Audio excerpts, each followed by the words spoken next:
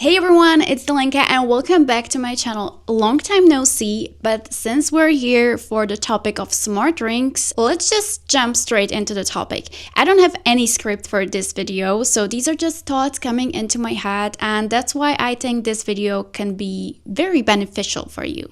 Because these are like my real thoughts, what I think of the ring, what my issues were before I got it, etc. Plus, I also want to mention that this is no paid partnership. I'm doing this video just because I want to do it, but I do have affiliate links for Ultrahuman in case you would want to get yourself a ring. I'm gonna link it down below. Okay, so the main thing you should consider is whether you already own anything that is already smart. Do you have a smartwatch? Do you have any kind of fitness tracker or anything? Because if you do, then it gets a little bit more complicated, but if you don't, then definitely the ring, I think, is the best choice you can make in terms of it not bothering you for the whole day. Like, if you're wearing a smartwatch, you have to get used to actually wearing a smartwatch, and it takes some time, so you need some time to adjust, and some people are just not willing to spend that time. Another thing is that, of course, the smartwatch can monitor your health while you're sleeping, but not a lot of people sleep with their watch on. It took me months to actually start sleeping with my watch for it to not bother me enough to kind of wake me up in the middle of the night because it's sitting tight on my hand. As you know, it moves up and down on your hand while you're moving in your bed, so it can start squeezing your hand, so you have to readjust it. These are things that people don't usually talk about, so yeah, that's why I think this video is quite relatable.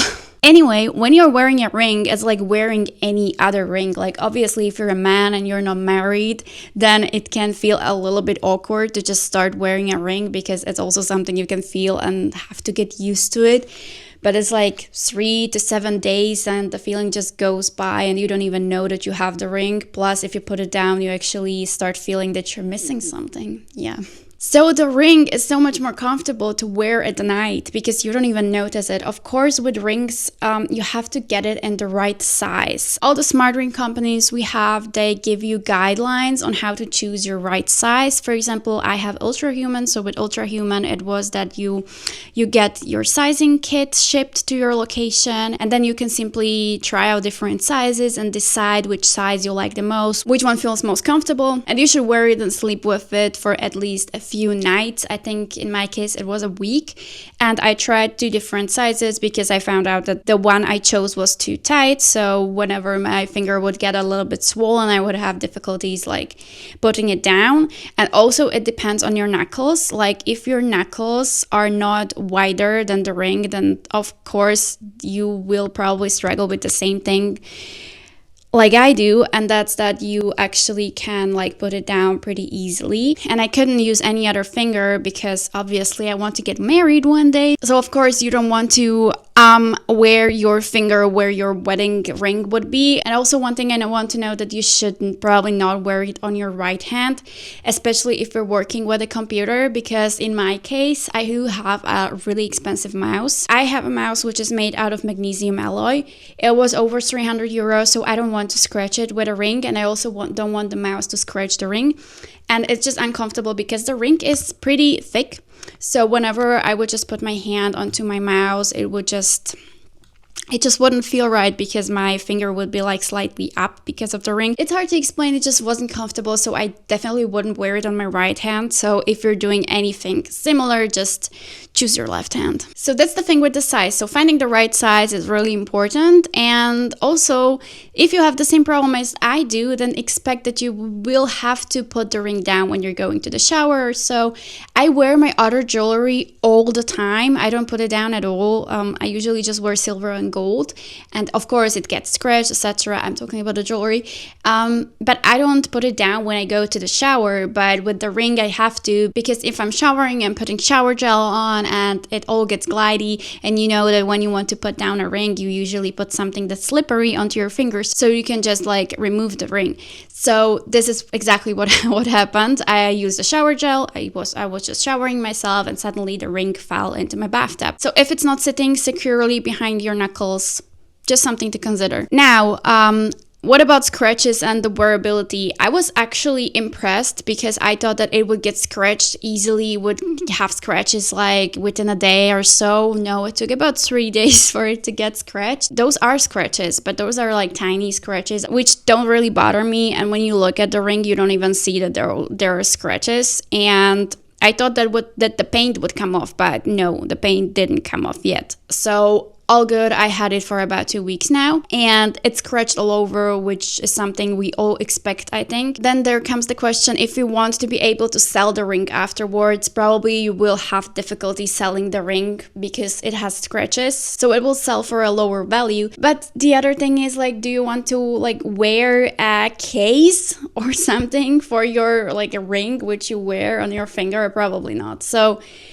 expect it to get scratched, but no issue at all. Now, the whole reason why I'm talking about the ring is that I'm actually wearing it in addition to my smartwatch. I have the Ultrawatch 3, and I also have the Ultrahuman Ring Air. And at first glance, I was like, maybe like the ring is just too much. And why would I have a ring when I already have a watch? It gives you so much more value, especially with the Apple Watch. I can't talk about other watches because obviously I don't have any other watches.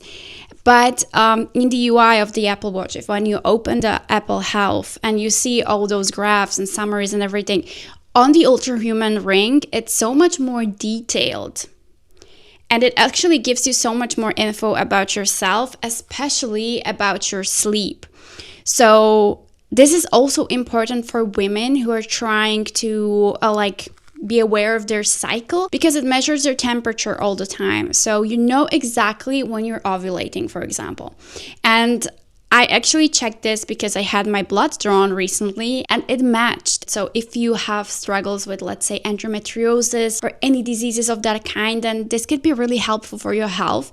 And this is also some info your general practitioner or just your specialist should take into consideration, because this is a measuring device which is on your hand all the time or almost all the time. So it can give helpful insight into your health. If you want to have more info about your ovulation, you have to pay a subscription. I'm gonna list how much the subscription is because I don't remember, but it's worth it. And you can also get other subscriptions for even more info for your ring. So yeah, you probably have to pay to have that info, but that info makes you so much more informed about your health that I think that it is definitely worth it. I just quickly grabbed my phone to have a look at all the info it gives you, and it's actually crazy when you compare it to the Apple Watch, because the Apple Watch just gives you like a basic like sleep score. Like it tells you your sleep score, which is excellent almost every day. Wow, great.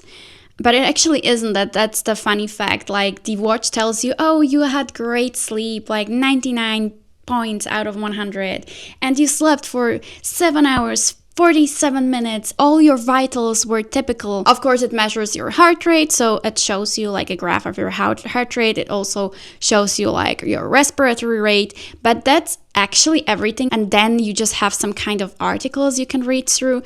But the Ultrahuman actually gives you much more info.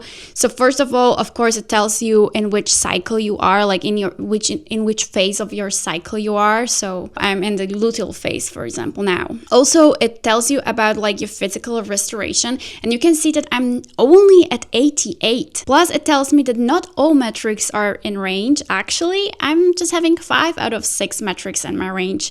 So temperature had a deviation. It also tells you about your caffeine window, so when you should take caffeine, like when it's a good idea and when you shouldn't. It also tells you about your kind of like ultra age, so how old you are based on your heart rate, etc. So for example, it tells me that I am 1 year older, unfortunately, because I do have a lot of stress in my life. So it tells me about my brain age and about my pulse age. It tells you about your heart, so you can see that I do have some issues with my blood flow smoothness. And this is something you probably wouldn't find out yourself, so you actually wouldn't even know unless somebody told you, and your doctor probably won't tell you that you have issues with your blood flow smoothness and your blood flow speed, etc. Sleep debt is also an interesting one. I'm actually in a surplus, so now I'm plus 8 minutes, but yesterday I was in a deficit of 12 minutes. So it basically like recommends your sleep duration. And also a very interesting thing is your stress rhythm.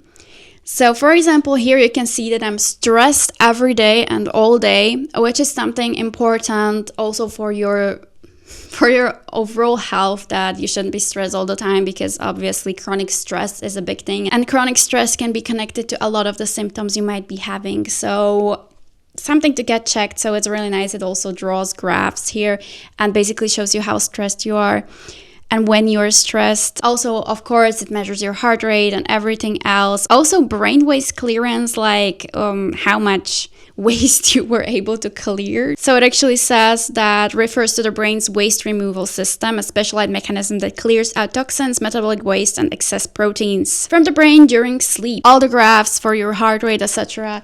I just don't want to talk about this too much, but it gives you so much more stats than what your Apple Watch gives you. And for the battery life, I charge it once a week. So I don't want to make this video too long, but the main points are that an Apple Watch is great if you want to measure like your fitness levels. So if you want to work out with your watch, if you want to swim with your watch, if you want to hike with your watch.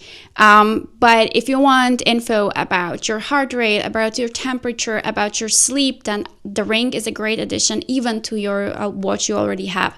So get the watch for fitness, get the watch for like connectivity, so that you can reply to messages and all of that stuff, and so you can accept calls and all the other things. But if you want to know more about your sleep, if you want to know more about your heart, if you want to measure your ovulation, if you struggle with diseases which are connected to these things, then definitely get yourself a smart ring, especially the Ultrahuman Ring Air, which I have. It's great. It doesn't cost that much and it just keeps you up to date with your health. Again, this was no advertisement at all. This video was just summing up my thoughts because I thought they were valuable and I just wanted to share them. So thank you so much for watching. If you liked my video, if you like the content I make, if you like me, then please hit the subscribe button, because over 90% of you are not subscribed. And yeah, I hope to see you in the next one. Bye!